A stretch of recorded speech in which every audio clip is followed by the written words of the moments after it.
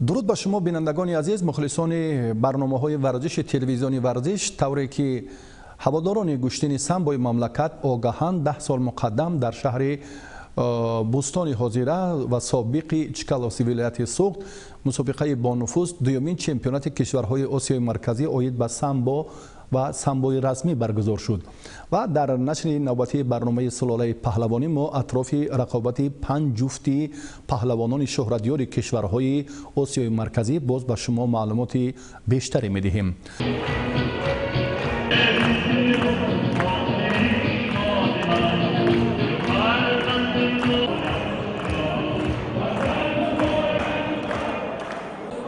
البته همکاری و مناسبت‌های خوبی فدراسی‌های سامبوی کشورهای آسیای مرکزی با برگزاری مسابقه‌های مختلف در جمهوری تاجیکستان باعث گشته شماره دوستداران و مخلصان گوشتین سامبو را در مملکت ما زیاد می‌نماید.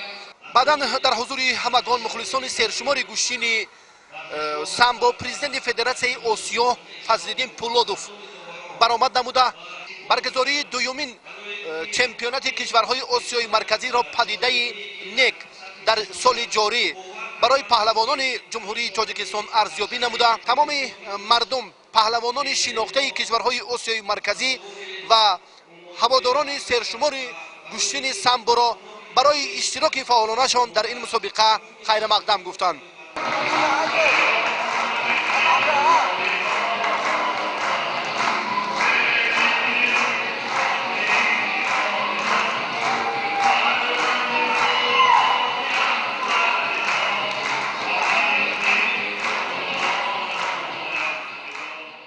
در وزن تا 52 کیلو رقابت اول را از جمهوری تاجیکستان اکمالدین کریموف آغاز کرد. او با ستار ارگاشف از جمهوری کشور همجوار ما ازبکستان اندر میدان شد که این رقابت هم با افضلی نه چندان بیشتری اکمالدین کریموف به انجام رسید، اما جهد و تلاش و امکانات‌های بیشتر در ادامه مبارزه بر علا مشاهده می‌شد. همینطور قوازمایه پهلوانان شناخته کشورهای آسیای مرکزی در دور فینالی شروع گردید.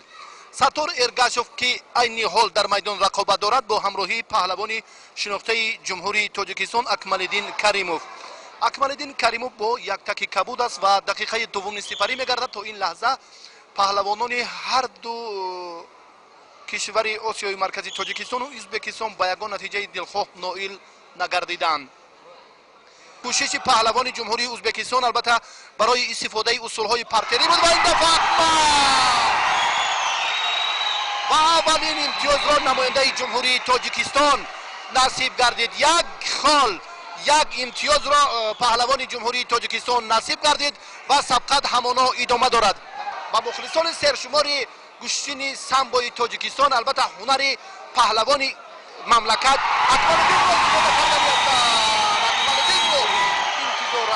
باز یک امتیاز دیگر رو اکمل به دست میارد. اکملی که با یک تک کبود سبقت دارد. 2-0 و هر دو پهلوان آگاهی دارند. 37-36 و لحظه به لحظه وقت انجام یافته ایستاده است و ببینید که چگونه این سبقت پرشیده صورت میگیرد از جانب اکمالدین و همچنین پهلوان شناخته جمهوری ازبکستان ستار ارگاشف برای مدال طلا در این چمپیونات دومین کشورهای آسیای مرکزی که در شهر چکالوف جمهوری تاجیکستان برگزار گشته ایستاده است. هر دو از میدان بیرون میشوند. 11 ثانیه دیگر تا انجام وقت.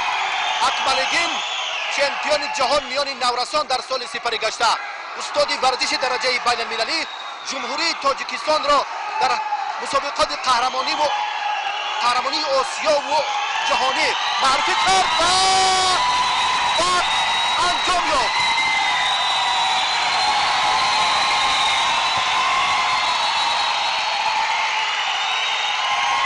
حسابی 2-1 در دور فینالی در وزن تا 52 کیلو صاحب مدال طلا گردید.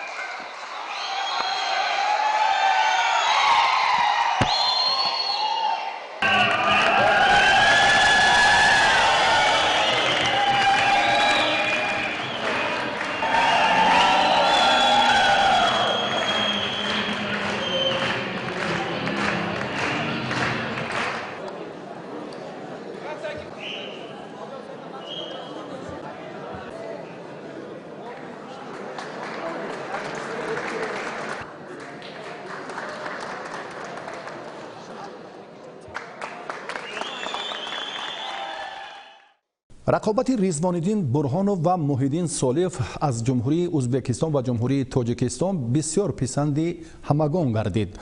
در مرحله اول و دوم هر دو پهلوان هم با افضلی بیشتر کامیابی به دست آوردند. ریزوان‌الدین برهانوف که قبلا به هیئت منتخب سامبوی جمهوری تاجیکستان شامل بود و باز هم با یک متانت خوب با استعدادی که بیشتر حریفش به خطاگیر راه داد و با همین وسیله پهلوان جمهوری تاجیکستان هم در این رقابت مرحله نهایی دومین چمپیونات کشورهای آسیای مرکزی غلبه را به دست آورد.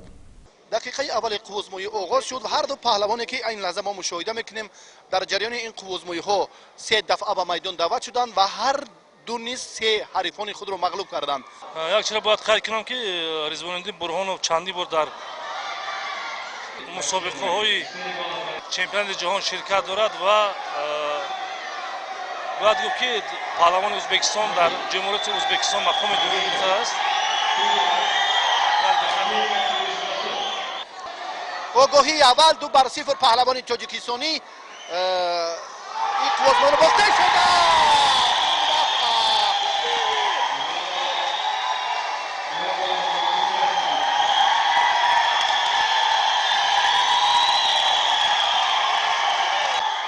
توانست که بیشتر به هجوم گذارد، اصولهای معمولی گوشتینی سنتی و همچنین سامبو را خوب استفاده کند و حساب را برابر سازد. 2-2 نتیجه اصولهای پهلوان تاجیکستان.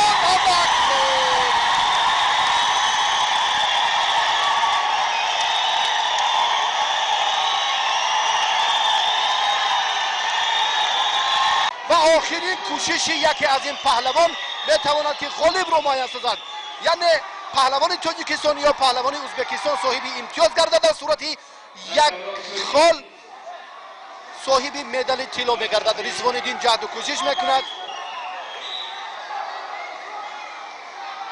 تا انجام 20 ثانیه دیگر وقت باقی مانده است.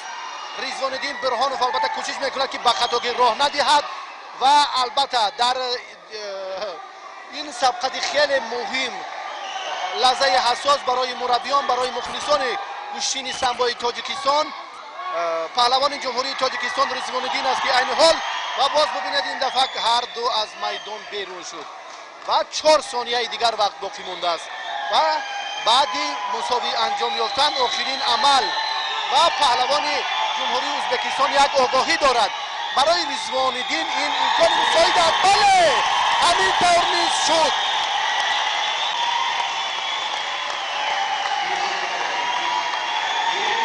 حساب قوزمویی را ریزوان‌الدین برابر کرد.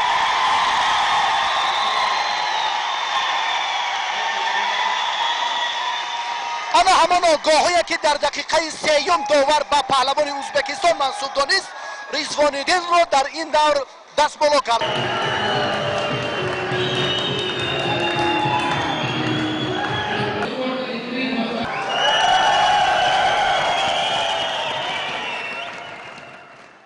مبارزه بکجان خانیبکوفی قزاقستانی با ابوبکر زویروف در وزن تا 90 کیلو برای اکثر مخلصان پسند آمد. در دور اول و مرحله نهایی این مسابقات ابوبکر زویروف متانت بهتر نشان داد. اگر به فضای مخلصان و توجه مربیان نظر افکنیم، می‌سازد گفت که 10 سال مقدم علت آن مشکل‌های زیادی که پیش نظر می آمد باعثی باز هم مانع ایجاد کردن نتیجه بهترین پهلوانان ما می گردید و شکر از فضای استقلالیت که عین زمان تأسیس این شادهای بزرگ ورزشی، مجموعه های با نفوذ ورزشی مملکت برای دایر نمودن چنین مسابقات کشورهای آسیای مرکزی در جمهوری تاجیکستان سازگار است. بهترش تماشا میکنیم یک لحظه که ابوبکر زویروف در دقیقه اول چگونه پهلوان قزاقستانی را دچار شکست کرد. اکنون پهلوانان در وزن تا 90 کیلو به میدان آمدند. جمهوری تاجیکستان را در این وزن ابوبکر زویروف معرفی میکند. او با نماینده جمهوری قزاقستان بکجان خانیبکوف سبقت را نوکک شروع کرد. پهلوان تاجیکستانی با یک تک سرخ است و صاحب 4 امتیاز گردید. قوزمویی هر دو پهلوان از دقیقه اول خیلی پرشدت جریان میگیرد و پهلوان تاجیکستانی این دفعه از چی باشد که داوران با او 2 خال را منصوب دانستند. و قوزمویی نهایت در وزن تا 90 کیلو با پهلوان جمهوری تاجیکستان یاری تاجیلی تیبی رسانیده می شود. باز دو امتیاز دیگر با پهلوان یکتک کبود داشته ابوبکر زویرов داده شد. حساب 4-0 دقیقه دوم قوزمویی نیز سپری می شود. قوزمویی همانا ادامه دارد. ابوبکر زویرов واقعا سراسیمه نیست. برای او کافی است این نتیجه دلخواه است. البته 7-0 در صورت به دست آوردن یک همون استفاده اصول 4 امتیازه میتواند که دیگر وقت را نیز داوران به نوبت نگیرند، چون که این غلبه صاف است. ولی این ثانیه های آخرین قوزمویی این دو پهلوان است.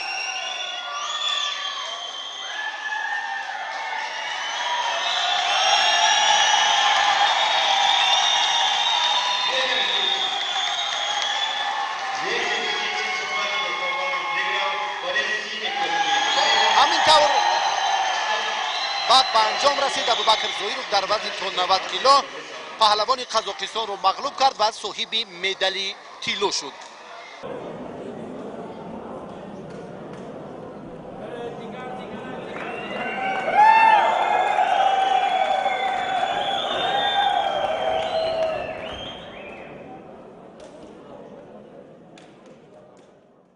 تا به مرحله نهایی نبی محمد خورکشف 3 غلبه به دست آورد و باز با پهلوان جمهوری ازبکستان اندر میدان گردید. برای نایل گردیدن زینه اول افتخاری 5 دقیقه هر دو پهلوان تلاش کردند. آن مطلبی که نبی محمد خورکشف در مرحله نهایی داشت کاملا موفقش نگردید، چون که حریفش هم نفری صاحب تجربه و هنر بلند داشت. این زورآزمایی با مخلصی سرشمار هواداران گشتین سامبو یک شهامت و زیبایی گشتین سامبو را هم در ولایت سوخت نشان داد و تاریخی که 10 سال قبل یک لحظه های جالب را ما منظور شما کردیم بار دیگر می سازد گفت که نبی محمد الکی از همان مرحله خیلی متانتش قوی بود و در نهایت مقصد خود را با همان فشارهای بیشتر و زیادترش عملی کرده توانست. برای به دور فینالی برآمدن نبی محمد خورکشف در دومین چمپیونات کشورهای آسیای مرکزی مانع‌های زیاد نیز ایجاد شده باشد هم، ولی نبی محمد آن را به آسانی پس سر کرد و توانست که با 2 نفر حریف پرقوت خود از کشورهای آسیای مرکزی دست بالا شود و همین طور به دور فینالی برآید. در این دور، در دور حل طلب برای مدال طلا، عضو منتخب جوانان جمهوری تاجیکستان نبی محمد خورکشف با پهلوان جمهوری ازبکستان ظریف رسولوف سبقت را نوکت شروع کرد. ظریف با یک تک کبود از نیمه راست پهلوان شناخته جمهوری تاجیکستان نبی محمد خورکشف با یک تک سرخ که این لحظه او به هجوم گذشت، جهد و کوششش به خاطر به دست آوردن امتیاز از آغاز سبقت اساسی این مسابقات. البته برای آن نفرانی که به گشتین بیشتر توجه دارند حاجت به معرفی نبی محمد نیست. برنده مدال نقره و برنجی مسابقات قهرمانی جهان، همچنین چمپیونات آسیا، در اکثر مسابقه های با نفوذ بین المللی در رشته سامبو جمهوری تاجیکستان را در وزن 100 کیلو نبی محمد خورکشف معرفی میکنند و حالا باز در این سبقت نیز خیلی فعال هست. این آزمایش ها در شهر چکالوی ولایت سوخت برگزار شد و امروز کار خوبی مربیان و همچنین مسئولین نیز در جریان این چمپیونات بر علا مشاهده کرده و دولت رحیموف، یکی از مربیان ورزیده مملکت، استاد نبی محمد خورکشف 2 مرحله اساسی تیاری را برای اشتراک فعالانه نبی خوب انجام داد و این بود که ثمره دلخواه نیز کار او به بار آورد و این لحظه باز مشاهده می‌گردد و داور باید اینجا خلاصه عمیق برآورد که البته باید نسبت پسیوی پهلوان جمهوری ازبکستان 4 اندیشد و این دفعه ببینید که آن همان اصلی که در قوزموهای قبلی نبی محمد خورکشف پهلوان قرقیزستان را مغلوب کرده بود خواست که این لحظه نیز استفاده کند، ولی ظریف رسولوف الکی از تجربه خوبی حریفش آگاه است و او را در همه مسابقه های با نفوذ بین المللی مشاهده کرده است و امروز نیز البته برای شرکت فعالانه مربیان نیز موظفند که در جریان این سبقت کارهای خوب و تیاری و آمادگی را درست به راه مانند و البته حریفان را و پهلوانان شناخته کشورهای آسیای مرکزی را سنجند و این از داور اشاره میکند تنبیه را به پهلوان یکتک کبود داشته از جمهوری ازبکستان ظریف رسولوف. الکی 2 امتیاز نصیب پهلوان جمهوری تاجیکستان میگردد و همین طور این لحظه های حساس برای هر دو پهلوان بود. وقت انجام یافت 3-0 نبی محمد خورکشوف در این باخوری پیروز میگردد. پهلوان جمهوری ازبکستان ظریف رسولوف را مغلوب میکند و صاحب مدال طلا میشود. در وزن جمعی 100 کیلو باتیر خوجاєв در زیرگروه A2 غلبه به دست آورد و با تفاوت 3 امتیاز به مرحله نهایی برآمد و پهلوان گرم وزن تاجیکستان زیارتشاه براتوف هم افضلی بیشتری رقابت‌ها را در زیرگروه خود به دست آورده توانست و هر دو این ورزشگر مدعیان مدال طلای دومین چمپیونات کشورهای آسیای مرکزی در رشته سامبو بودند و در مجمع خردی شهر سابق چکالوسک این مبارزه هم خیلی پرشدت با شرکت مخلصان سرشمار برگزار گردید و زیارتشاه براتوف در نهایت کار هم باز با استفاده عملهای گشتین ملی گشتینگیری توانست که حریف را دچار شکست نماید. بهترش این لحظه ها رو یک جا تماشا میکنیم. در وزن جمعی 100 کیلو تاجیکستان را در این وزن زیارتشاه براتوف معرفی میکنند. باتیر خوجاєв از جمهوری ازبکستان با خلعت کبود برای پهلوانان نورس و جوانی ما نمونه عبرت میشوند. انا همان چهره هایی که در اینجا دست بالا میشوند و امروز اقلیم مساعده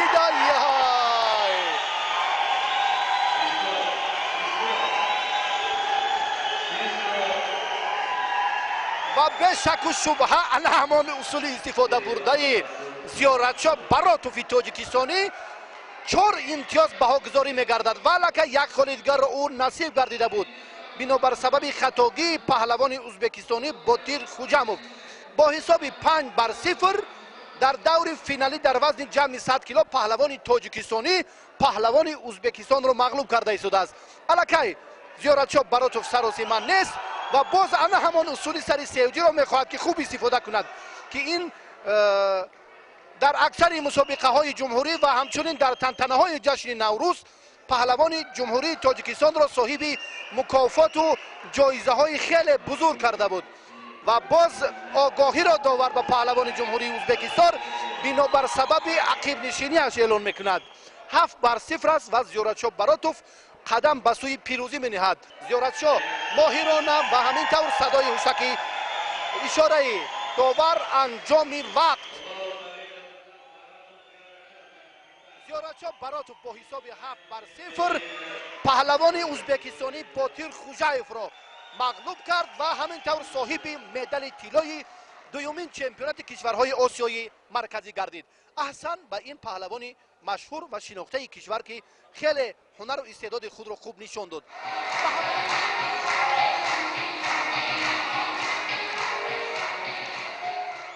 واقعا 10 سال پیش اگر ما توجه کنیم امروز هم به سطح و صفت به اندیشه مربیان و به انشاءات و باز هم محیطی سازگاری رشد گشتین سامبو کاملا دگرگونی ها به نظر می رسد. در مملکت البته ده ها و حتی صدها مجموعه و انشاءات ورزشی در خود را برای مخلصان باز کردند. صفت مشقات توجه مربیان و همچنین باز هم ذوق هواداران گشتین سامبو در مملکت از این بیشتر می گردد که نتیجه های عالی را هم ما در سامبو به دست آورده ایم.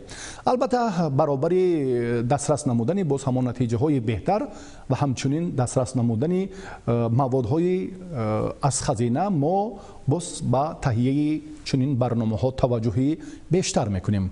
برای توجهتان تشکر میگوییم دوستان عزیز. سلامت و سرفراز باشید.